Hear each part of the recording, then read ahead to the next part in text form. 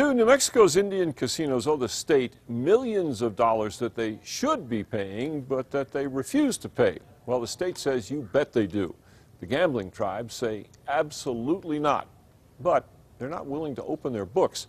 On tonight's special assignment, Dean Staley gets to the bottom of what's going on and what's at stake. Even after subtracting the money made by winners, New Mexico's Indian casinos took in more than $700 million last year. Of that, the 14 tribes that own casinos paid about $64 million to the state under revenue sharing agreements.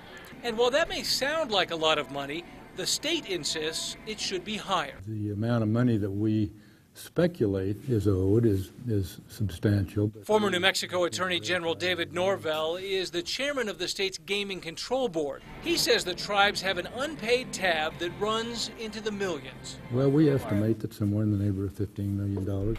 He can't be more specific, though, because he says the tribes refuse to turn over their records. We aren't able to make an exact estimation on what it is because we don't have the data. Norvell says the dispute centers on players who receive comped or free play at the casinos. We believe that the money that they win should be accounted for under their revenue share. News 13 called all 14 tribes seeking comment. None of them called us back. What do the tribes think of your interpretation? Well, they don't agree with it. He says the dispute has been going on for years, and it may date back to the establishment of Indian casinos more than a decade ago. Now the Gaming Control Board wants to know who's right, so Norvell recently told the Legislative Finance Committee that he may need as much as $1 million taxpayer dollars to pay arbitrators to decide this case. The casinos will also have to pay their share of the arbitration. We just think that it's time to have a panel of arbitrators determine what that language really means.